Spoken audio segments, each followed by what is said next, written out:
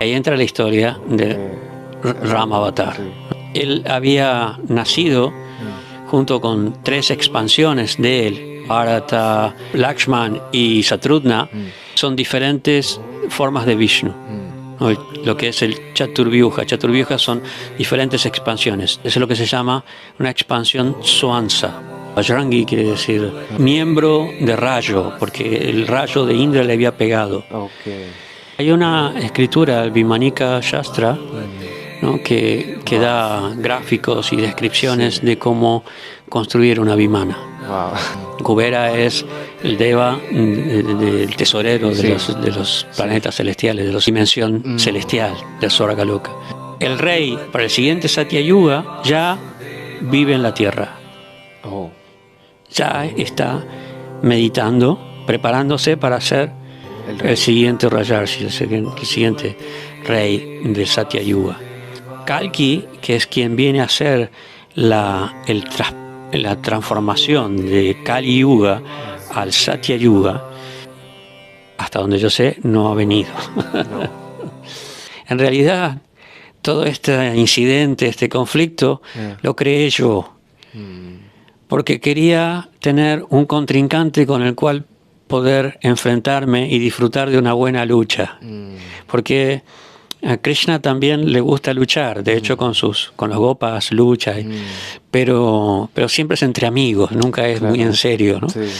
Entonces él quería tener ese pasatiempo, ese lila, ¿no? Entonces sus sirvientes, ¿no? Asumen ese rol. Wow.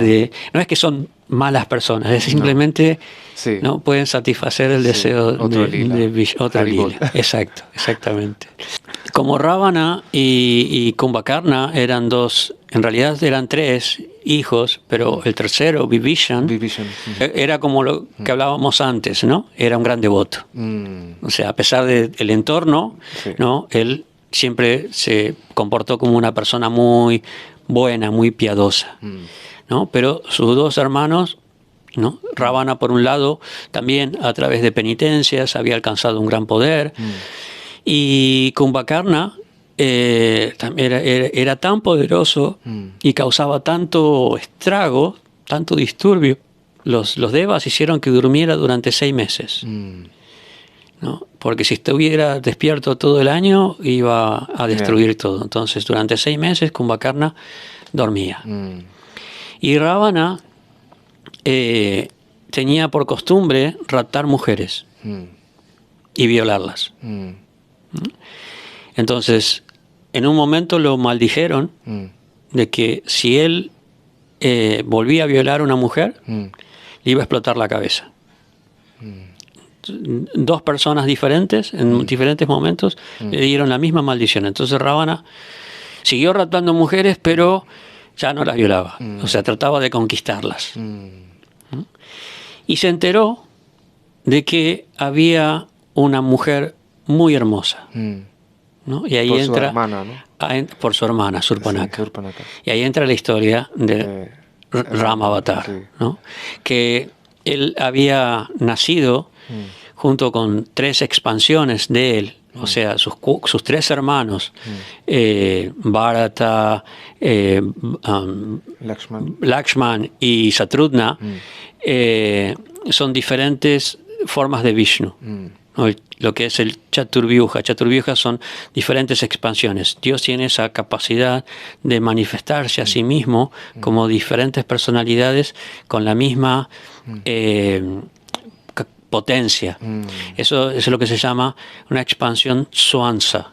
Wow. ¿No? Cuando Vishnu se expande y sigue siendo Vishnu, ¿no? Y después están las expansiones Vivinansa, que son nosotros, somos los seres. O sea, nosotros somos expansiones de él, pero sin su poder. Nuestro poder es limitado. Interesante. Y también el Lakshman se dice que es el avatar de Shesh, ¿no? ¿O es un formato? Sí, Shesha es una expansión, su primera expansión. O sea, si nosotros tomamos a Krishna como el origen, como el Bhagavad Purana lo menciona como el origen de todas, Balaram es su primera expansión.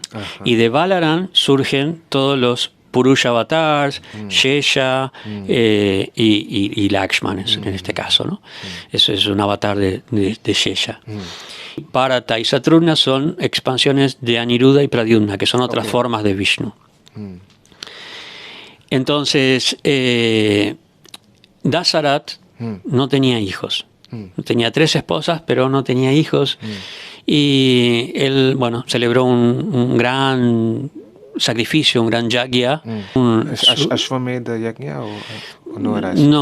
No recuerdo si era un ashwamedha, no estoy seguro. Pero de ese sacrificio obtuvo un amrita, un néctar, que él compartió con sus esposas, ¿no? Le dio la mitad a su esposa favorita, la otra mitad a su esposa mayor, y las dos compartieron con su tercera esposa. Entonces, de las 3 nacieron sus 4 hijos, ¿no? Rama y Lakshman, ¿no? Estaban siempre juntos, y Bharata y Satrugna también, ¿no? Pero eran como dos pares, digamos. Además, Rama era el único hijo de su madre, ¿no? Sí, Kaushalya. Kausalya, ya. Bharata era el otro hijo único de Kaikeyi. Kaikeyi. Y la tercera esposa fue que tuvo Lakshman y Satrugna. Exacto. Y ellos, naturalmente, uno tenía más devoción por Rama y el otro tenía más devoción por Bharata. Yeah. Pero son las 4 expansiones de Vishnu, o sea que no había conflicto entre ellos. O sea, a la vez los 3 menores tenían una devoción absoluta por Rama, por el mayor, ¿no? Y era el heredero natural al trono. Pero bueno, por una de estas intrigas de palacio muy larga de contar, finalmente Kaikeyi es influenciada por Mantará, una de sus sirvientas. De repente los nombres me vienen, pero o sea, hay uno realiza que, como Krishna dice, de mí proviene la memoria, el conocimiento y el olvido, ¿no? Hay miles, millones de caracteres en todas las historias. Sí, es enorme. Es muy difícil recordar los nombres de todos. Entonces, Mantara, que era como la villana, la mala de la película, comienza a influenciar a Kaikeyi en contra de Rama, porque dice, él se va a adueñar del poder y se va a librar de tu hijo, ¿no? Lo va a expulsar, lo va a matar. Y Kaikeyi tenía una promesa, un voto que había hecho Dasarat, porque en un momento Dasarat en una batalla estaba a punto de ser matado antes de tener sus hijos, ¿no? Y Kaikeyi le salvó la vida. Ella tomó las riendas de la carroza y lo sacó del campo de batalla y le salvó la vida. Entonces él le dijo, cualquier cosa que me pidas, yo te la voy a dar, ¿no? Él hizo esa solemne promesa, ¿no? Entonces Mantara tanto influenció a Kaikeyi, que Kaikeyi en un momento le dijo a Dasarat, ¿te acuerdas la promesa que me hiciste? Bueno, yo quiero que Bharata y no Rama sea el heredero del trono. Pero como a raíz de la influencia de Mantara, no, le dijo, pero puede ser el heredero al trono, pero la gente sí va a seguir queriendo a Ram. Entonces lo mejor es que Ram se vaya al exilio, ¿no? Y de manera que Bharata tenga tiempo de conquistar el aprecio de la gente. Entonces parte del voto que le pidió Kaikeyi a Dasarat era que Rama se fuera al exilio. Por 14 años. Por 14 años. O sea, toda la historia del Ramayana es extremadamente rica y muy extensa. Yo lo que estoy contando básicamente es nada. Un breve resumen. O sea, sí, no, nada. Es apenas una introducción. Claro. porque es tan hermosa la historia de Rama, es tan bella, tan rica, y hay tantos episodios, bueno, en fin. Entonces, finalmente, Dasarat no se ve, a pesar de que no quería, no le queda más remedio para cumplir con su palabra que de pedirle a Ram que se vaya. Y Ram, a pesar de que incluso Dasarat después se arrepiente, le dice, no, por favor, no te vayas, porque no puede tolerar la partida de Ram. En Raghukula se dice, ¿no?, que Jaan jaye par vachan na jaye. Es una... Sí, una de las líneas. Una de las líneas que dice que vaya la vida, pero no la palabra. Eso. Sí, para él quería mantener la promesa de su padre, se fue. Exacto. Así que él se va con su esposa, Sita, y Lakshman, como tenía tanto apego por Ram, también lo sigue. ¿No? Y la cuestión es que Dasarat es tanto el dolor de la separación que muere. ¿No? Y Bharata se hace cargo del reino, pero él también tenía tanta devoción por Ram que él lo va a buscar a Ram. Le dice, mira, nuestro padre ha muerto, o sea, ya no tienes que cumplir con su palabra, vuelve, por favor, porque yo no quiero ser el rey. Y Ram dijo, no, yo di la palabra de que iba a estar en el exilio 14 años y tengo que honrar a mi padre cumpliendo con su promesa. Entonces yo voy a estar en el exilio 14 años. ¿No? Y Bharata se vuelve, pero él nunca se sienta en el trono. Se pone sus sandalias, sí. Las sandalias de Ram, las pone en el trono, y él dice, si mi hermano va a vivir a la intemperie en el bosque, yo también. Entonces él va a vivir en una choza fuera del palacio y a diario vuelve al palacio y administra. Y todas las decisiones que él tiene que tomar, ¿no?, le habla a las sandalias como si fuera Ram. O sea, esa es la devoción de Bharata. Enorme. Entonces Ram se va y bueno, tiene muchísimas aventuras y bueno, ahí tiene un encuentro con Surpanaka, con la hermana de Ravana, y Lakshman le corta la nariz, ¿no?, porque ella quería raptar primero a Ram, que quería matar a Sita, y después quería raptar a Lakshman. Al final era tan agresiva, era una Rakshashini. Una Rakshashini, un Rakshasha, es un tipo de asura, un tipo de demonio, que son más bajos que los asuras. Son muy poderosos, tienen la capacidad de cambiar de forma. ¿No? De hecho, Surpanaka, cuando se acerca a ellos, asume la forma de una mujer sumamente atractiva, de una mujer celestial. Pero además, los Rakshasas son caníbales, comen gente. Entonces ellos se comían a los sabios que hacían los rituales, los sacrificios en el bosque. Entonces esta Rakshashini tenía esa costumbre de comerse la gente. Entonces Lakshman, para darle un castigo, un escarmiento, le corta la nariz y ella va a verlo a Ravana. Y Ravana no tenía mucho afecto por su hermana, no es que él iba a ir a vengarse, pero cuando ella le dice, la esposa de Rama es muy hermosa, muy atractiva, y despierta el interés de Ravana. Y por eso es que él va y la secuestra. Pero como tenía esa maldición de que no podía violar a nadie, no la podía tocar, ¿no? a Sita. ¿No? Entonces trataba de conquistarla, ¿no? Pero Sita se mantuvo todo ese año que él la tuvo secuestrada, completamente fiel, no tocaba a ningún hombre, no. Entonces, cuando ella es raptada, porque Ravana asume la forma se cambia de forma y se presenta como un sadhu, como un sannyasi, como una persona santa, y la engaña. Aprovecha un momento en el que ni Rama ni Lakshman estaban cerca. Bueno, habían sido engañados y los habían sido alejados. Y se la lleva a Sri Lanka, a la isla, ¿no?, que era su reino.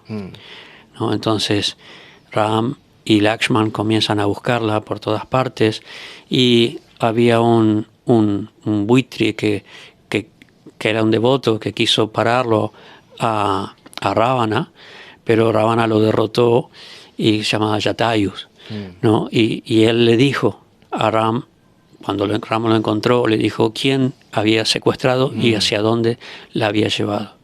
Entonces ahí es cuando Ram comienza su viaje hacia el sur, su búsqueda, y va reuniendo todo un ejército de vanaras, de habitantes del bosque, de simios, en realidad simios celestiales, porque la mayoría eran hijos de devas, de seres celestiales como Hanuman o Sugriva, Bali, diferentes vanaras, ¿no? Muy poderosos, ¿no? Y con este ejército ellos consiguen llegar a la isla, ¿no? Porque todos tenían diferentes poderes, pero claro, la isla estaba muy lejos, entonces el único que podía llegar era Hanuman, porque Hanuman era una expansión de Vayu, del dios del viento, entonces él tenía esa capacidad de volar. ¿Y también tenía capacidad de volar Sugriva o no? No, ellos podían saltar, podían saltar distancias muy largas, pero no llegar hasta... ¿Y el Jambavanta qué tenía el poder de Jambavanta? Jambavan era una expansión de Brahma. ¿No? Y todos eran muy fuertes, muy poderosos, tenían diferentes habilidades, pero Jambavan era muy inteligente, ¿no? Él podía diagramar planes y estrategias, pero el único que podía llegar hasta la isla era Hanuman. ¿No? Y Hanuman tenía muchísimos poderes, porque cuando Hanuman era muy pequeño, era muy travieso. Entonces, en un momento él quiso, y era muy goloso, que le gustaba comer mucho, ¿no? Entonces en un momento vio el sol y quiso volar al sol para comérselo, ¿no? Y Indra lo castigó y le tiró su rayo y le quebró la mandíbula, ¿no? Y Bajrangi quiere decir miembro de rayo, porque el rayo de Indra le había pegado. Entonces Vayu, su padre, lo acoge y se lo lleva a una cueva, ¿no? Pero y estaba muy enojado por lo que le habían hecho a su hijo. Entonces Vayu comienza a contraer el aire, ¿no? Y todos los seres del universo comienzan a asfixiarse. Entonces los diferentes devas, para calmarlo, le piden que por favor restablezca la respiración de todos los seres. Vayu, la respiración, o sea, nosotros tenemos energías internas que son diferentes Vayus, ¿no? Prana, Pana, Samana, Vyana, Udana, ¿no? Y todo eso controla nuestros funcionamientos. Entonces todo eso estaba contraído y las personas no se podían mover prácticamente. Entonces van todos los devas a pedirle a Vayu que por favor restablezca el aire. Y para complacerlo comienzan a darles bendiciones a Hanuman, ¿no? Y le dan uno que puede volar, otro que puede hacer esto, otro que puede cambiar de forma, que puede ser muy locuaz, muy inteligente. El sánscrito que hablaba Hanuman era extremadamente refinado, muy elevado. O sea, todos los devas le dieron diferentes poderes. Entonces Hanuman era extremadamente poderoso, ¿no? Y muy travieso. Entonces no había quien lo parara. Entonces, y le hacía mucho lío con a los sabios. Entonces, los sabios en un momento no lo podían maldecir, pero dijeron que se olvidara de sus poderes hasta que fuera necesario. Entonces Hanuman no sabía que podía volar. Pero cuando hace el intento, de repente está volando y llega hasta Lanka, ¿no? Y a pesar de que, de diferentes seres lo atacan, él es siempre victorioso, ¿no? Y se encuentra con Sita, logra encontrar a Sita y la quiere llevar de vuelta a donde está Ram. Pero Sita le dice, no, yo no voy a tocar ningún hombre que no sea mi esposo. ¿No? Entonces yo no me voy a subir en tu espalda ni nada. Hasta que no venga Ram acá, yo no me voy. Y Ravana, él se deja capturar por Ravana y lo atan y le prenden fuego la cola. Entonces Hanuman usa eso, él podía soltarse, pero él quería ver cómo era Ravana, porque dicen que Ravana era muy atractivo, por eso él podía conquistar tantas mujeres, era muy atractivo. Entonces él quería conocerlo, a ver, y qué tan poderoso era. ¿No? Y quería conocer el palacio y quería conocer las defensas que tenía, y entonces se dejó atrapar, ¿no? Pero cuando vio todo esto, se soltó y con la cola prendida a fuego comienza a quemar toda la ciudad de Lanka. Y se va volando nuevamente a donde estaba Ravana. Y bueno, ahí es cuando hacen el puente, que todavía está, el puente desde Kanyakumari hasta Sri Lanka. Rameswaram hasta Sri Lanka. Eso. Sí.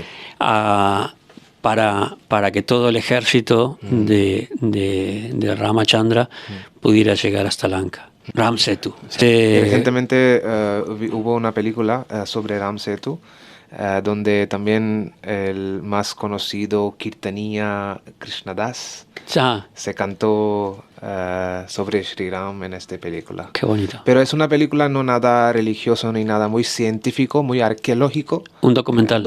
No es documental, es una película, muy película tipo Bollywood, ¿sabes? Entiendo. Muy película, no documental, pero se hicieron en perspectiva no muy religiosa, sino científica. Entiendo. Y arqueológica. Y al final la película es sobre cómo es creencia y qué ha pasado realmente, la mitología o no. Eso es lo que dicen luego al final de película. Es muy buena película. Qué bueno. No hay muchas películas muy buenas, ya sabes, en Bollywood, que al menos no me gusta, pero eso es una película muy científica y muy abierta, muy racional. Tú sabes, yo decidí irme a vivir al templo, o quedarme en el templo para vivir, cuando vi una película de Ram, ¿no? El casamiento de Sita, que trata toda la historia de Ramachandra hasta el momento en que ellos se casan. Y el Dhanush. Sí, exacto, que está todo el pasatiempo con Parasuram. Sí. Y el actor era tan bueno haciendo el personaje, el papel de Ram, que yo me quedé completamente cautivado. Y dije, no, en esta época sí que venía películas buenas. Sí. Incluso, seguro, ya sé qué versión de Ramayana estás hablando. Y yo también creo que vi. Y es realmente muy puro, muy... en esta manera, no muy película de sí. hoy. Y yo cuando con esa sensación me quedó que yo no me quiero ir nunca más de aquí. Esa es la potencia de Krishna Katha, ¿no? Sí. De Vishnu Katha. Sí. Y entonces el ejército se... Finalmente ellos llegan y bueno, establecen una batalla enorme, muchos días, mucho tiempo. De hecho, Ravana tiene que despertar a su hermano Kumbhakarna porque no podía con todo el ejército de los monos. Los monos no peleaban con armas, o sea, peleaban con piedras y Ravana tenía muchos poderes místicos y su hijo también, Indrajit, ¿no? Tenía muchos poderes místicos, podía volar, podía desaparecer, hacerse invisible, ¿no? Tenía muchos poderes. De hecho, hiere a Lakshman casi de muerte, ¿no? Que Hanuman tiene que ir a buscar una medicina en una montaña. Exacto, sí. ¿No? Que siempre se lo representa trayendo el pico de la montaña, porque él no sabía elegir cuál era, entonces agarra y se levanta todo el pico. Hanuman es Hanuman. Y se lleva todo el pico. Sí. Y bueno, finalmente consiguen matar a Indrajit, consiguen matar a Kumbhakarna, pero cuando Rama pelea con Ravana cuando luchaba, manifestaba muchos brazos y muchas cabezas. ¿no? Y entonces no lo podía matar. No, la única forma de matarlo era atravesándole el corazón. Y finalmente Ram consigue hacerlo y consigue matarlo. Y vuelve a Ayodhya. Ravana le había quitado su vimana, su carroza voladora a su hermano Kubera. Kubera es el deva del tesorero de los planetas celestiales, de la dimensión celestial del Swargaloka. Y Ravana le había quitado el vimana. Pushpak Viman. Sí. Entonces con esa vimana Ram y Sita vuelven a Ayodhya. Dicen que también muchos de los ideas o geometría o fórmulas que los sacaron para crear el spaceship es a través de Pushpak Viman. Y hablan de Pushpak Viman también. Yo estaba viendo el Oppenheimer, que también hay menciones sobre... Sí, hay una escritura, el Vimanika Shastra, ¿no? que da gráficos y descripciones de cómo construir una vimana. Wow. ¿No? Que eso, bueno, es un nombre sánscrito que después tomaron para denominar a las naves espaciales, ¿no? Entonces también era el día cuando celebramos el Diwali, cuando ellos regresan. Sí, exactamente. A Ayodhya, la idea, por un lado, de Diwali es el triunfo del bien sobre el mal, ¿no? O sea, el triunfo de Ram sobre Ravana. Sita es Lakshmi, entonces también tiene relación Diwali con la aparición de Lakshmi. Y se dice que en Ayodhya, cuando escucharon, ¿no? el regreso de Ram, ¿no? Todos comenzaron a prender luces para indicarle el camino a Ram. Entonces, Ayodhya se llenó de iluminación. ¿No? Tiene varios significados, ¿no? Así de la historia y simbólicos, y de esa manera para señalar a dónde estaba, como un faro, ¿no? Dónde estaba, a dónde tenía que dirigirse Ram, y por eso es que en recordatorio a eso, en Diwali se prenden todas las luces, se ilumina todo, bueno, para traer luz al mundo, para mostrar el triunfo del bien sobre el mal y para traer a Dios de vuelta al corazón, ¿no? A nuestro hogar. Entonces, Matsya, Kurma, Varaha, Nrsimha, Vamana, Rama. Y en realidad antes de Rama estaba Parashuram. Ah, sí, cierto. Correcto. Parashuram es muy especial. Yo te decía que hay dos tipos de expansiones. El Swansa, que es Vishnu mismo, que se expande como sí mismo, y Vivinansa, que son las expansiones parciales, que son los seres. Entonces eso da origen a otro tipo de avatar, que es el Shakti Avesha Avatar. Shakti Avesha Avatar quiere decir que tiene la presencia de Vishnu en la forma de su energía, de su poder, ¿no? No es Vishnu completamente, no tiene todos los poderes de Vishnu, pero tiene un poder específico para cumplir una misión. Es un Shakti Avesha Avatar. Parashuram es un tipo de Shakti Avesha Avatar. Parashuram es alguien que nació en una familia de brahmanas, pero con cualidades de kshatriyas, ¿no? Por una confusión que hubo, ¿no? Que se mezclaron la ofrenda de un brahmana con la de un rey, bueno, una historia larga de contar. La cosa es que Parashuram nació como el hijo de Yamadagni, un poderoso brahmana, ¿no? Ritualista que realizaba grandes sacrificios, pero con una habilidad particular para manejar las armas, el arte militar, ¿no? Y Parashuram quiere decir que es muy hábil en el manejo del hacha, era su arma. En un momento el Yamadagni tenía una vaca Surabhi, una Kamaden, una vaca que daba muchas bendiciones y mucha opulencia.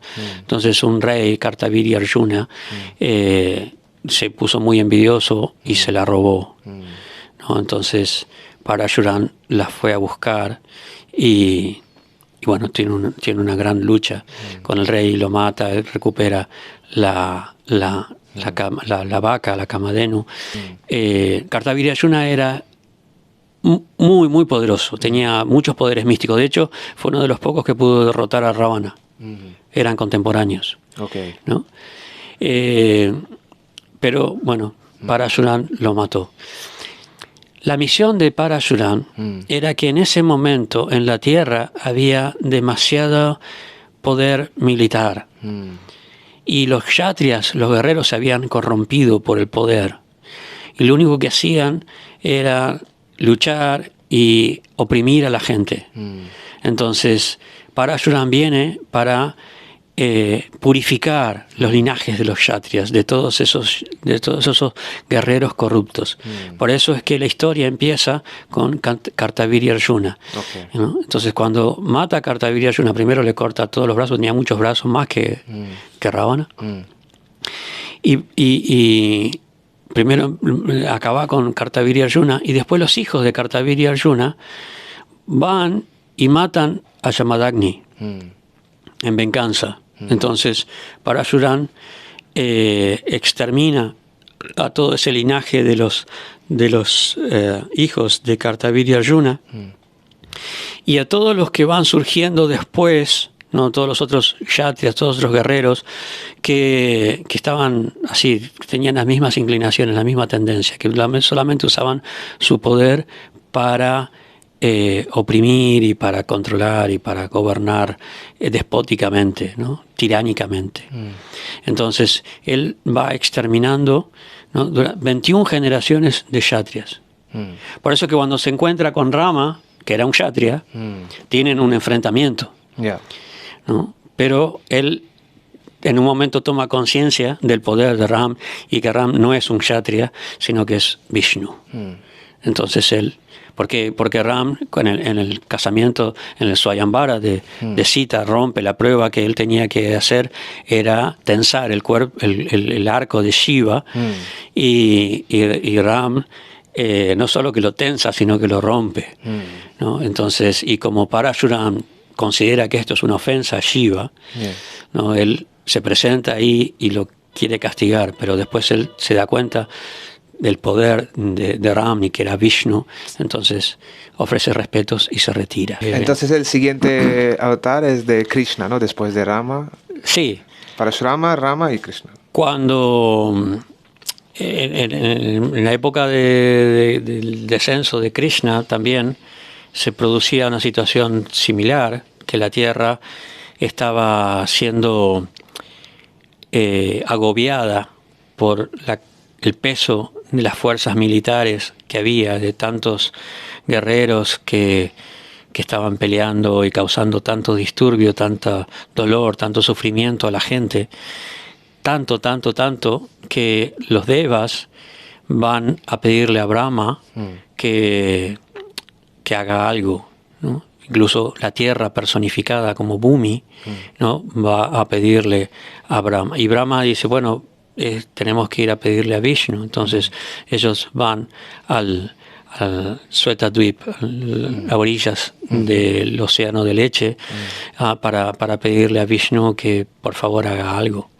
Entonces Vishnu dice, bueno, sí, yo ya había decidido que iba a descender a la tierra. Yo te había dicho que las Jai y Vijay habían tomado nacimiento como en 3 encarnaciones, ¿no? Claro. Y, bueno, Shishupal y Dantavakra eran de estos que estaban causando tanto disturbio, ¿no? Y otro era Kamsa. ¿No? Kamsa tenía una media hermana que era Devaki, y en el momento en que Devaki se está por casar con Vasudeva, o se habían casado, en el momento del cortejo nupcial, del casamiento, Kamsa la está llevando en su carroza, y escucha una voz en el cielo que dice, que le llama necio, tonto, ¿no? Ella, el 8º hijo de tu hermana, va a ser quien te mate. Entonces Kamsa decide matarla antes de que sus hijos la maten a ella. Decide cortarle la cabeza. Y Kamsa era muy poderoso. Ningún otro kshatriya, ningún otro guerrero podía derrotarlo. Entonces Vasudeva no tenía mucha alternativa. Vasudeva trata de negociar con él. Entonces le dice que bueno, quién sabe si el octavo, quién sabe si tiene un hijo, pero si lo tiene, ¿no? Yo te lo ofrezco. Negocia para poder preservar, aunque sea temporalmente, la vida de Devaki. Y Kamsa, que no le creyó mucho de que fuera a cumplir con su palabra, porque quien entrega a su hijo de esa manera, ¿no? Los encierra. ¿No? A pesar de que Vasudeva iba a cumplir con su palabra, pero él los encierra por las dudas. Entonces, toda esa situación de gente tan cruel, de gobernantes tan crueles, tan despiadados como para matar criaturas, esa era la situación en la que es similar a la situación que se da con el nacimiento de Jesús, que Herodes manda matar a todos los niños de menos de 2 años. Sí, muchas similaridades. Sí, son cosas que suceden y son condiciones que se crean y que hacen que el Señor decida tomar cartas en el asunto, ¿no? Presentarse. Entonces, con este personaje, Kamsa, este demonio, va, a medida que van naciendo los hijos de Devaki, él los va matando, los va sacrificando. ¿No? Así nacen 6 hijos. La profecía era que el octavo hijo lo iba a matar. Mató él 6 hijos. El séptimo es una expansión de Shankarshan.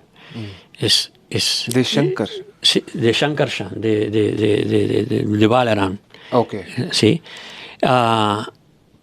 Pero él no llega a nacer porque es transportado, no,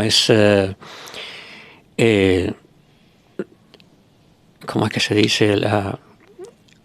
Bueno, es llevado al vientre de Rohini para que Kamsa no pudiera hacerle daño. ¿No? Es transferido, esa era la palabra, no me acordaba. Es transferido al vientre de Rohini, ¿no? De manera que Balaram estuviera protegido. Y todos piensan de que fue un aborto. Entonces, ese supuestamente era el séptimo hijo. Y el octavo hijo, ¿no? Es Vishnu. Devaki, lo tiene en su vientre, pero la descripción del Purana es muy trascendental, es muy espiritual. Se dice que de la mente pura de Vasudeva, de hecho, Vasudeva, el estado de Vasudeva es el estado de bondad pura, el estado de conciencia trascendental. Entonces, de la mente pura o del corazón puro de Vasudeva pasa al corazón puro de Devaki, y de esa manera es concebido Krishna, ¿no?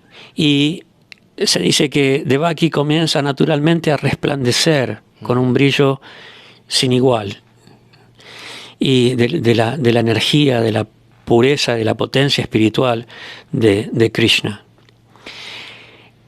Pero Krishna no nace como un niño común, sino que aparece, se manifiesta como Vishnu con 4 brazos.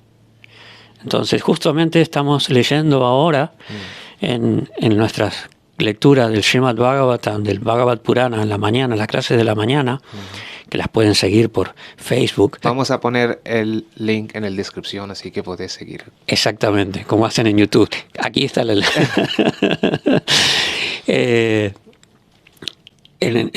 cada día leemos un verso del capítulo. Ahora estamos en el capítulo 3 del Bhagavad Purana, donde justamente se llama la aparición de Krishna. Y ahí se explica que Vishnu aparece, ¿no? Con todo su opulencia, magnificencia, con toda su luz, se ilumina todo. Ellos estaban en un calabozo, en una mazmorra, en una prisión oscura, y se ilumina toda la prisión con la magnificencia de Vishnu. Y Vasudeva y Devaki comienzan a ofrecerle oraciones. Primero aparecen todos los devas que le ofrecen oraciones, y después Vasudeva y Devaki. Y Devaki le pide que por favor la proteja de Kansa, pero a la vez le dice, por favor, asume una forma de un niño normal para que yo pueda esconderte. Porque si te ven así, con 4 brazos y todas las joyas y toda tu opulencia, Kansa va a saber que eres Vishnu y te va a matar. Entonces, disfrázate como un niño normal para que yo te pueda esconder. Y eso es muy interesante, que por un lado, esa es la relación entre el devoto y el Señor. Por un lado, el devoto le pide ayuda, pero por otro lado, lo quiere servir. Ella le pide que la proteja, pero por otro lado quiere proteger. ¿No? Ese es el amor de madre, que Devaki sabía que este es Dios, que este es Vishnu, pero a su vez ella tenía el sentimiento de madre, ¿no? Y quería protegerlo. Entonces él le dice, bueno, no, ahora lo que tienen que hacer, en este momento, en Gokula, que estaba del otro lado del Yamuna, Yasoda, la esposa de Nanda Maharaj, el rey de los pastores, ¿no? Está teniendo una hija. Tú me llevas a su casa, y me cambias por la hija de Yasoda, ¿no? Y traes a la niña aquí. Entonces Vasudeva hizo eso, ¿no? Cruzó el río, lo llevó, todos los guardias se durmieron en ese momento por el poder de Vishnu, ¿no? Y las puertas de la prisión se abrieron. Entonces Vasudeva pudo salir, ir hasta Gokula, que no es muy lejos de Mathura, cambiar a las niñas. Yasoda estaba completamente dormida, todos estaban dormidos, un sueño místico, y dejó a Krishna y se llevó a la niña y volvió, ¿no? Y volvió a cerrar la puerta, todo el mundo se despertó. Entonces le avisaron a Kamsa que había nacido el 8º hijo de Devaki. Y Kamsa, cuando fue, vio que era una niña, no era un niño. Entonces no entendía muy bien, pero por las dudas no trató de matarla. Y dice que agarró a la niña y la arrojó al piso para matarla, pero la niña salió volando y se manifestó como Durga, como Yoga Maya. No como Durga, sino como la energía material, como Maya, ¿no? Sí. Y le dijo que era un necio, que cómo pensaba que él podía matarla, o que él podía matar a Vishnu. Estaba más allá de su poder, y desapareció. Después Vasudeva y Devaki tuvieron otra niña, y Yasoda, cuando se despertó y vio un niño en vez de una niña, dijo, no era una niña, ¿no? Pero ella pensó que, ¿no? Krishna todo el tiempo la confundía, ¿no? con su poder, ¿no? Ilusorio, la confundía a Yasoda. Y lo único que importaba era que Yasoda tenía un amor maternal tan grande, que era mucho más importante que el hecho de que su hijo era Dios. Yasoda nunca vio, ni ninguno de los habitantes de Vrindavan vieron a Krishna como Dios. Para ellos, lo más importante es que Krishna es Krishna.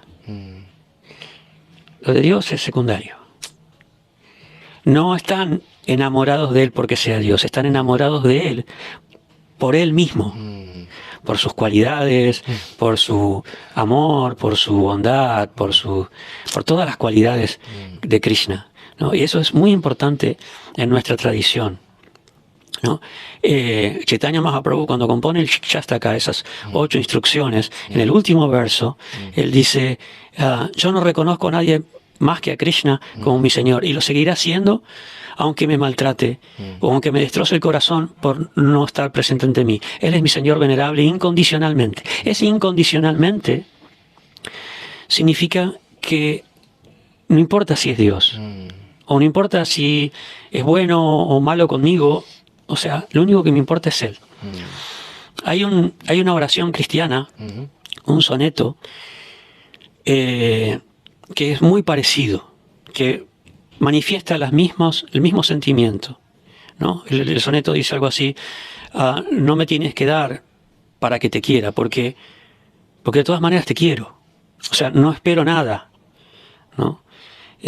Aunque me vaya al infierno o aunque no hubiera cielo, igual yo te seguiría queriendo, ¿no? Lo estoy parafraseando. El soneto es muy extenso y es muy bonito, pero representa ese amor incondicional, ¿no? Eso es algo que en nuestra tradición Chaitanya Mahaprabhu resaltó mucho, porque ese es el humor de Krishna.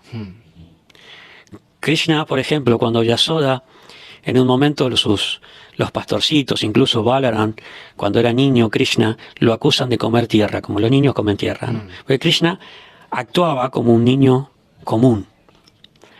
Entonces Yasoda le dice, bueno, a ver si es cierto, abre la boca. Y cuando Krishna abre la boca, comienza a ver todo el universo dentro de la boca de Krishna. Y Yasoda se queda muy confusa y piensa la creación y el universo, y empieza a pensar en términos muy filosóficos, ¿no? Y las Upanishads, ¿no? Y la existencia. Y Krishna dice, no, esto no es la mamá que yo quiero. Yo quiero una mamá que me cuide, no, más allá de todo, porque si uno está pensando, ¿no? Un poco como lo que le pasaba a Devaki, que yo estoy frente a Dios y hay un distanciamiento, ¿no? Por ejemplo, cuando Krishna va a matar a Kamsa, Kamsa había armado una arena de lucha y lo desafía a Krishna y a Balaram para luchar en la arena, ¿no? Y pone diferentes luchadores, incluso manda un elefante para que lo ataque, ¿no? Se trata de exterminar a Krishna de muchas maneras. Cuando Krishna va, Vasudeva y Devaki estaban en las gradas, estaban ahí prisioneros todavía de Kamsa. Krishna va para librarlos, pero Kamsa los había puesto ahí para que vieran cómo él mataba a su hijo. Entonces, Devaki, cuando lo ve, se explica que ella quiso correr a abrazarlo porque era su hijo, pero al mismo tiempo, ella sintió que era Dios y pensó, ¿cómo voy a abrazar a Dios? O cuando Arjuna ve en el campo de batalla la forma universal, ¿no? Él se da cuenta, Krishna es Dios. Entonces él se retrae, ¿no? Y empieza a tratarlo con mucho respeto y temor. Y le pide disculpas, ¿no? Y Krishna dice, no, esto no es la relación que yo quiero. Entonces, Krishna en Gokula, con Yasoda, con Nanda, con todos los pastorcitos, con Radha, ¿no? Él no quiere que ninguno de ellos lo vea como Dios. Él quiere que lo vean como otro pastorcito más, como su hijo, como su amante, como su amigo, ¿no? Eso es lo importante. No es como por ejemplo, el presidente o el rey, ¿no? En el palacio o en la casa de gobierno, hay todo un protocolo y todo el mundo mantiene distancia, ¿no? Porque no. Pero Krishna no quería que sea así. En la casa, esa misma persona, la familia, no lo trata ni como el rey ni como el presidente. Exacto. Lo tratan como el esposo, como el hijo, etcétera, ¿no? Esa es la diferencia entre Vishnu y Krishna. No son la misma persona en situaciones distintas, ¿no? Entonces Krishna quiere esa relación con los habitantes de Vrindavan. Y por eso Krishna también nunca se va de Vrindavan. Cuando bueno, finalmente lo vienen a buscar a Krishna para que acabe con Kamsa, Akrura lo va a buscar a Krishna para que acabe con Kamsa y libere a sus padres. El que cruza la frontera de Gokula es Vishnu. Ya entra en el rol de Vishnu. Y Krishna se queda de una manera invisible. El Krishna de Gokula se queda ahí en el corazón de los habitantes de Vrindavan, ¿no? Y el que cruza ya es una expansión de Vishnu, ¿no? Es el Krishna de Dwarka, que acaba con los luchadores, Chanura y Mustika, que acaba con el elefante Kuvalayapida, que acaba con Kansa, libera y gobierna como el señor de los Yadus durante un tiempo en Mathura. No, yo dije Dwarka antes, no, en Mathura. Y luego se traslada a Dwarka. Funda la ciudad de Dwarka. Entonces, esas es las diferentes relaciones que tienen los distintos devotos con el Señor. Y Él se adapta a cómo nosotros queremos adorarlo. Si lo queremos adorar como nuestro amigo, nuestro hijo, nuestro padre, así nuestro amo, si lo queremos adorar como Dios omnipotente y majestuoso, esa es la forma en que Él se presenta con distintos avatars. ¿No? Naturalmente, hay quienes van a sentirse mucho más atraídos por Ram que por Krishna. Chaitanya Mahaprabhu tenía 2 discípulos, Rupa y Sanatan, que eran hermanos. Okay. ¿Sí? Y tenían un tercer hermano, Anupama, que Rupa y Sanatan eran devotos de Krishna, pero Anupama era devoto de Ram. Entonces, ellos le predicaban, no, tú tienes que adorar a Krishna, ¿no? Y eran los hermanos mayores, y eran como los gurus. Entonces, Anupama dijo, él trataba de seguir, pero su corazón se sentía más atraído a Ram. Él decía, yo entregué mi vida a Ram, yo no puedo cambiar. Entonces no puedo seguir la instrucción de mis hermanos, yo voy a acabar con mi vida. Y ellos le dijeron, no, está bien, no es para tanto, ¿no? Entonces cuando Rupa Goswami le contó a Chaitanya Mahaprabhu esto, Chaitanya Mahaprabhu dijo, es que no tiene por qué cambiar. Eso es su raza, su relación con el Señor. Él es un devoto de Ram. Yeah. Y es lo mejor para él, ¿no? Porque el Señor se manifiesta de tantas maneras distintas para interactuar, para relacionarse con muchos devotos distintos. Entonces alguien se va a sentir más atraído a Nrsimha, otro a Varaha, otro a Ram, otro a Krishna, otro a Buda, que es la siguiente avatar. Claro. Eso entonces llegamos ahora a uno de los más... Hay muchas contradicciones, ¿no? En el mundo, especialmente cuando hablamos en el budismo.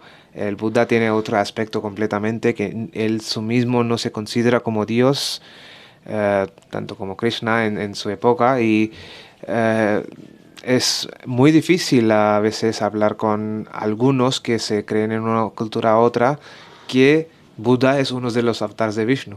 Pero está en el libro, no puede ser todo mentira, ¿no? Es que sí. Yo siempre lo digo, pero el Buda es avatar de Vishnu. No es porque yo estoy más contento o más orgulloso de decirlo eso, pero esa es la verdad. Pues explícanos todos, por favor, un poquito. Sí, esto tiene relación a lo que te decía antes, que las historias se repiten, pero no igual, no exactamente igual, ¿no? Por ejemplo, en el Bhagavad Purana, las descripciones de Buda que se dan son muy diferentes. Hay 2 descripciones de Buda, 2 Budas distintos. Un Buda se habla de que vino para acabar con un asura, un Danava, un tipo de asura, que había construido unas naves especiales y estaban sometiendo a la tierra. Entonces, es una descripción muy pequeña, muy cortita, ¿no? Y después, la otra descripción que se da de Buda, se menciona los padres y el lugar de nacimiento, y no tienen nada que ver con el Buda que nosotros conocemos, el último Buda, digamos. Srila Bhaktisiddhanta Saraswati, el maestro espiritual de Srila Prabhupada, Srila Bhaktisiddhanta Saraswati Prabhupada, ¿no? Tenía el mismo título.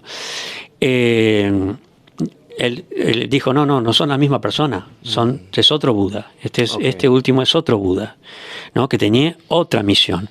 Entonces el Gautam Buddha es diferente de la Buddha que estamos... Que figura en las Puranas. Okay. Así como el otro venía para destruir a las naves, este viene para acabar con la matanza de animales.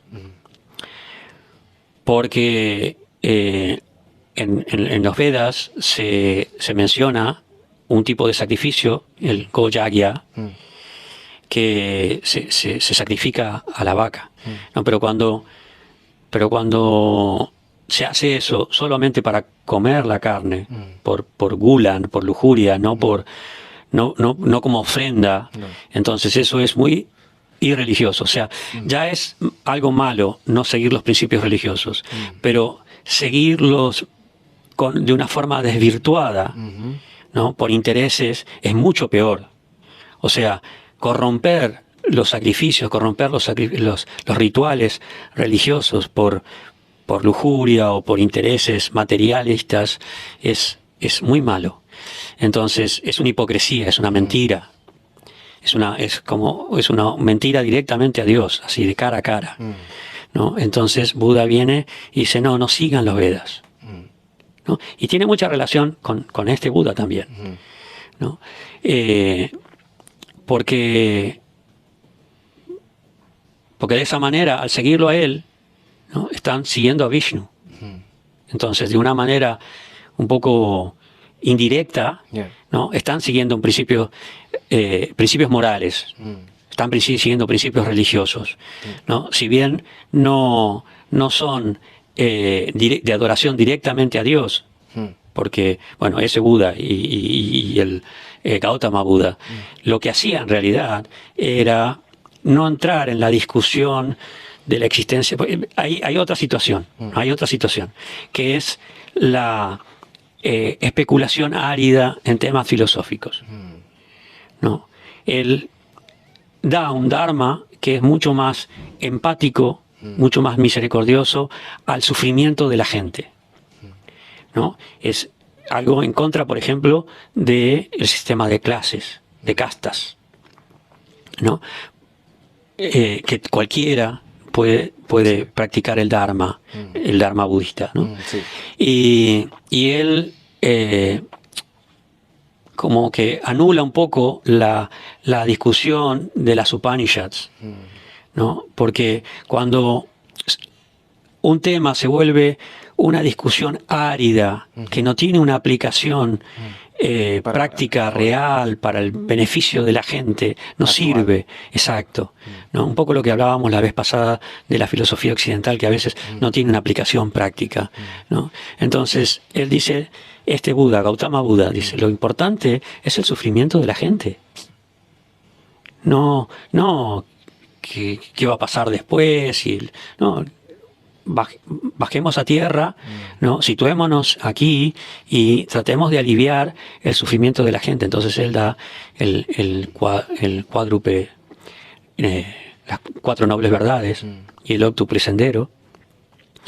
Y cuando le preguntan acerca del alma, que era la discusión ahí upanishádica, si el alma es igual a Dios, o si es diferente de Dios, o si existe el Atman o no existe. Él no responde, él ni siquiera entra en la discusión, ¿no? Y después concluyen de que, bueno, no existe porque él no dijo nada. Pero él no dice no existe en ningún momento. Él simplemente mira la flor, ¿no? Y sonríe y no responde. Entonces, por un lado, no está negando el principio del alma, y tampoco entra en la discusión. Entonces, él encuentra otro camino, ¿no? Que es el camino de la moral, de comportarnos correctamente, con misericordia, etc. El karma, que es lo que estamos hablando. Exacto. ¿No? La importancia de los deseos, lo negativo de los deseos, y no la recta conciencia, etc. Nos ahora queda uno. Podemos hablar de la una, que lo que queda, ¿cierto? De Kalki, que no sé si ya tenemos este avatar. Bueno, no, a ver, se dice que el rey para el siguiente Satya Yuga ya vive en la tierra. Ya está meditando, preparándose para ser el siguiente Rajarsi, el siguiente rey del Satya Yuga, ¿no? Y Kalki, que es quien viene a hacer la transformación de Kali Yuga al Satya Yuga, no, todavía, hasta donde yo sé, no ha venido. No. Para Kali Yuga, no, todavía, para el fin de Kali Yuga, todavía hay mucho tiempo. Kali Yuga dura 432.000 años. ¿no? De los cuales han pasado 5.000. O sea, que hay todo un periodo por delante, que esperemos que ya no estemos en este mundo, que falta por esperar. Pero en nuestra tradición se dice que a partir del nacimiento de Chaitanya Mahaprabhu hay un periodo de Satya, hay un periodo de 10.000 años en el que la gente va a ir reviviendo los valores de Satya Yuga. No que va a ser Satya Yuga, pero ¿no?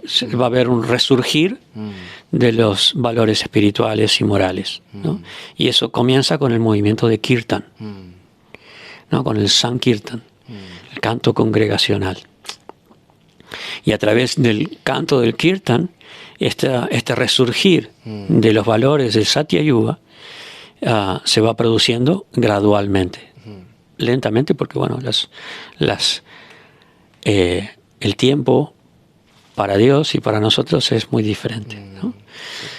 Pero bueno, son 10.000 años que va a haber un resurgir de la moralidad y de la espiritualidad. Y al final de esos 10.000 años comienza otra vez Kali Yuga con su degradación gradual, hasta que al fin del Kali Yuga la degradación del ser humano es tan grande, hay descripciones en el Bhagavad Purana que dan miedo, ¿no? Peor que Walking Dead. Kalki Avatar viene, y es interesante que las descripciones son muy parecidas a las que se dan en el Apocalipsis de la Biblia, ¿no? Con un caballo blanco, con una espada de fuego, ¿no? Comienza a acabar. Comienza a acabar con toda esa impiedad, con toda esa maldad, y quedan muy pocas personas que todavía mantienen principios morales, que son los que van a hacer resurgir nuevamente el Satya Yuga. En el Satya Yuga hay muy poca gente en el mundo, ¿no? Los habitantes son muy pocos, pero son muy avanzados espiritualmente. Entonces, para un poquito de hacer un resumen de todos los avatars de Vishnu en sus manifestaciones con característica humana, divina, que me estabas contando, ¿no? Primero, ¿cuál es el avatar más famoso, más seguido, digamos? Sí. ¿Y qué sentimiento tiene hoy en diariamente a la población? ¿Cómo influencia, digamos, mejor dicho, la vida espiritual de gente actual que sigue estos avatars de Vishnu?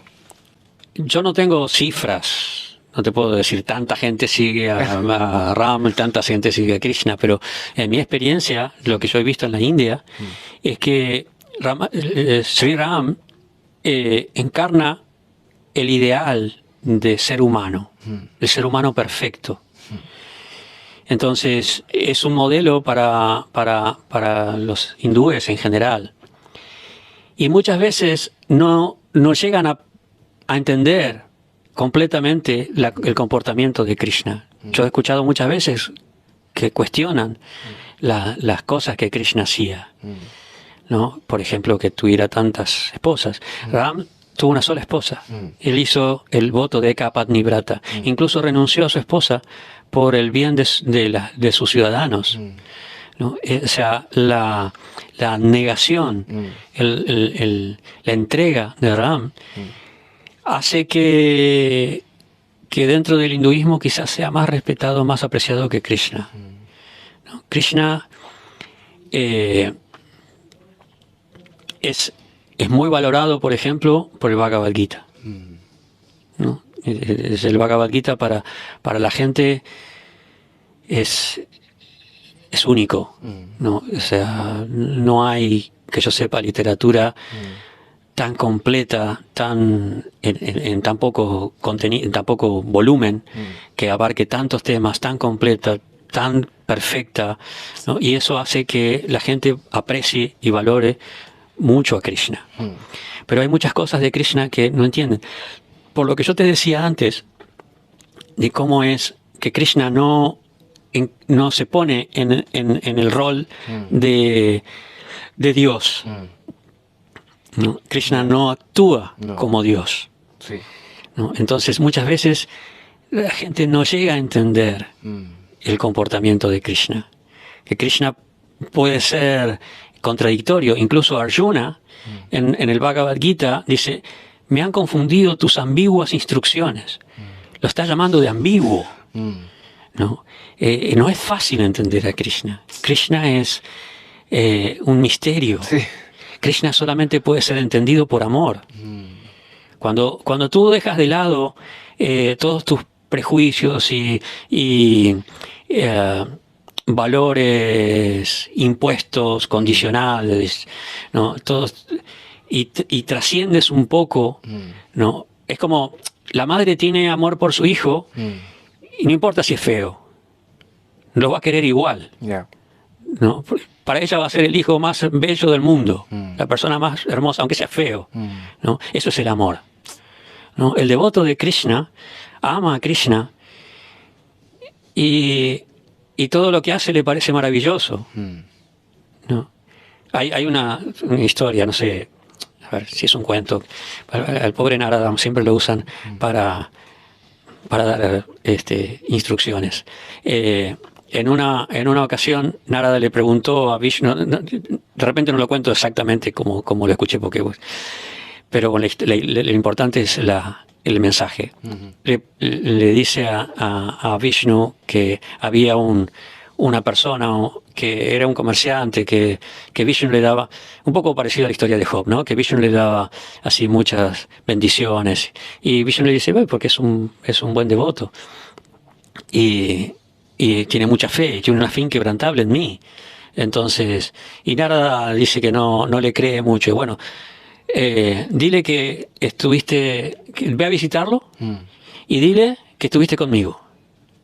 Entonces él va a visitarlo y él, creo que era un sastre o alguien así. Y Narada le pregunta, ¿no? ¿Cómo está? Y va a hacer intercambio ahí de saludos. Y entonces el sastre le pregunta si lo ha visto a Vishnu. Y dice: sí. ¡Ay, qué bueno! Y por favor, dile que tiene toda mi fe y mi devoción. Entonces Narada vuelve y dice: pero es un comerciante, o sea, no veo qué tiene de especial para ser un devoto tan excelso, tan grande. Bueno, Vishnu le dice: bueno, ahora vuelve.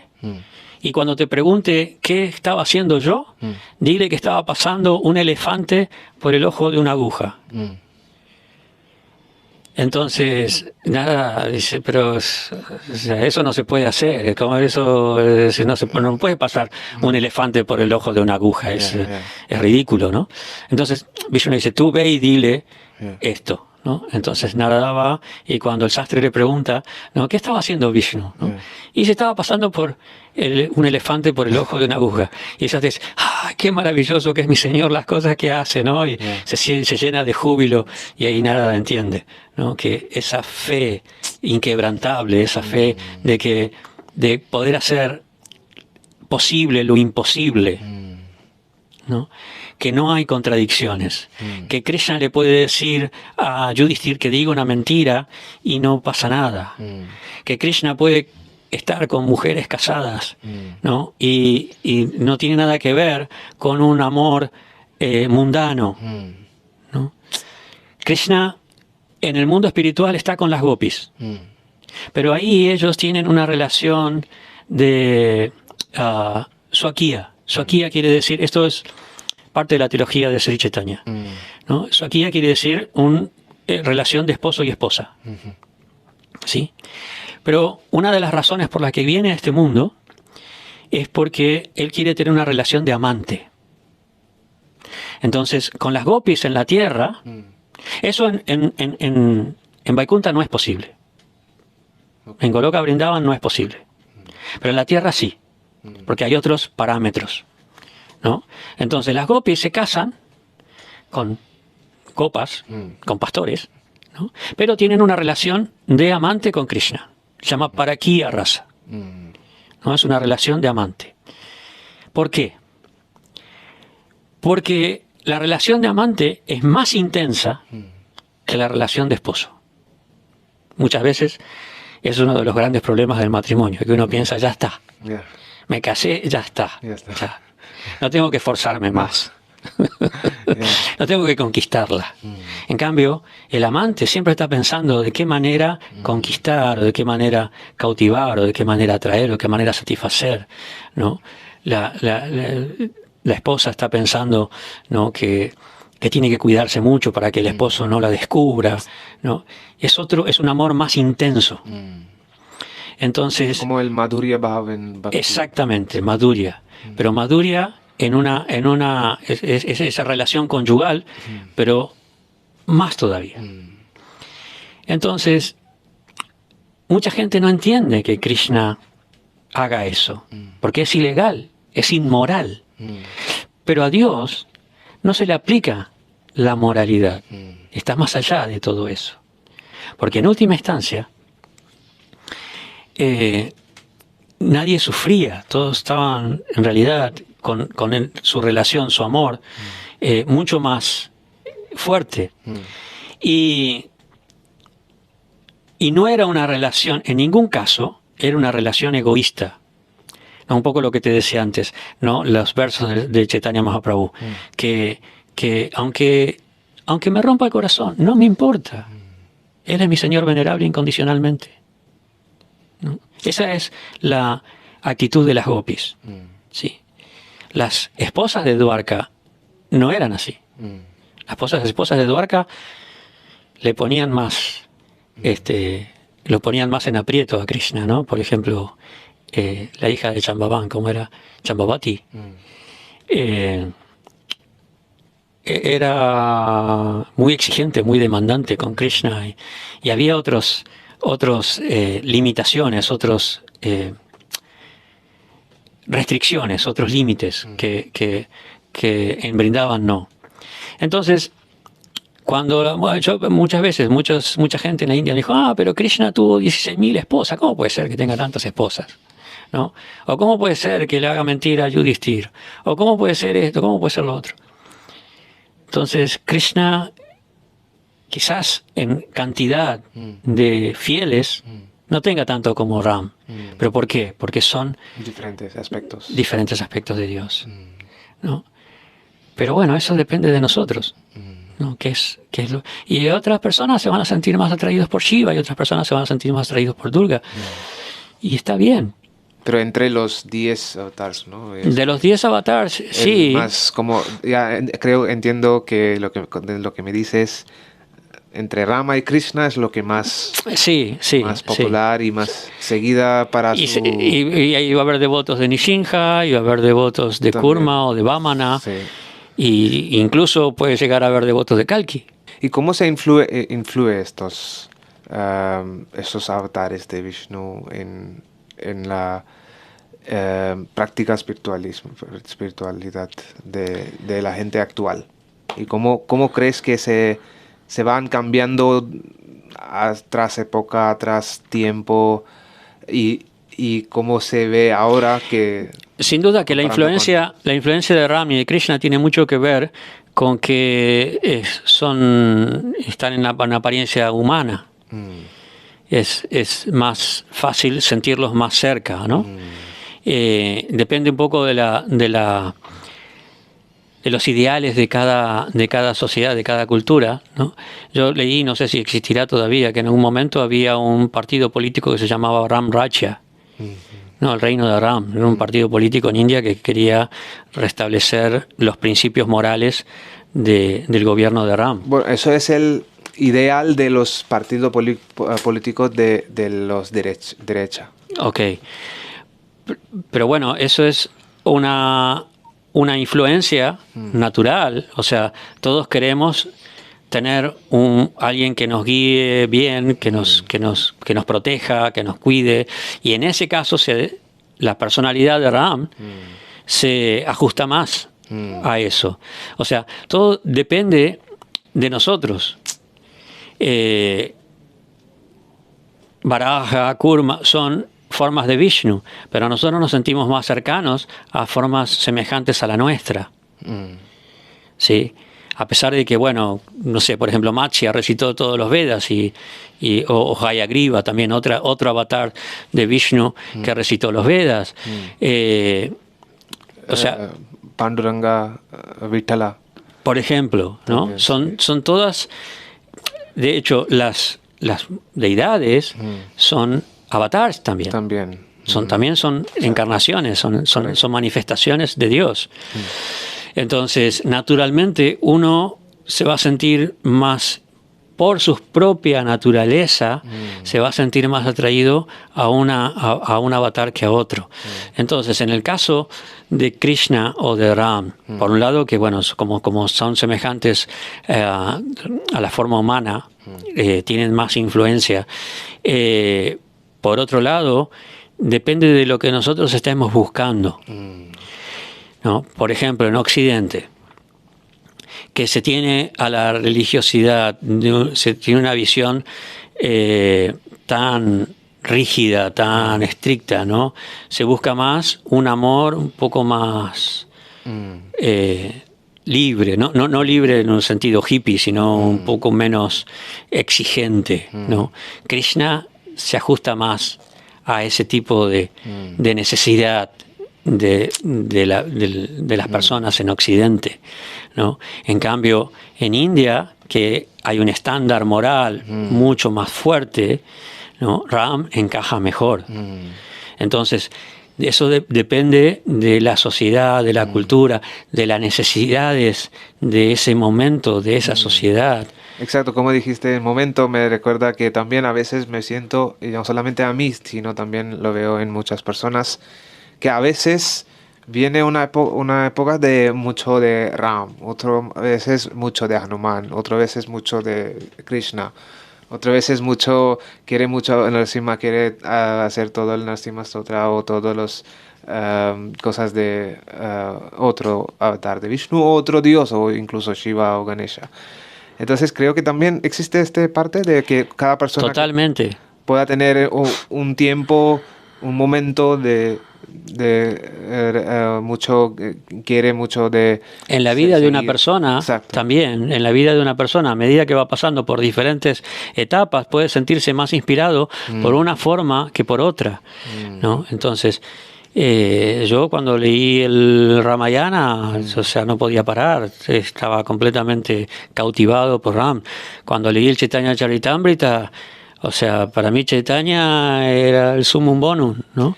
Yo puedo decir que no sé cómo siente la gente, cómo están escuchando, pero escuchándote, incluso no me pasó la última vez escuchándote sobre muchas historias de los santos y sobre Bhagavad Gita y también sobre karma y muchas otras cosas. Incluso hoy me llevaste en otro plano de existencia, otro plano de conciencia, donde yo me puse a pensar solamente de Matsya, solamente de Kurma Avatar, solamente de Parashuram, de Vamana, Entonces, tienes esta capacidad y obviamente no solamente la historia mismo o el Dios, obviamente, creo que también quien está contando la historia también, ¿no? Entonces tú tienes esta capacidad de cautivar y tener la atención perfecta. Entonces yo, incluso todo el mundo que están escuchando seguro están muy, muy agradecidos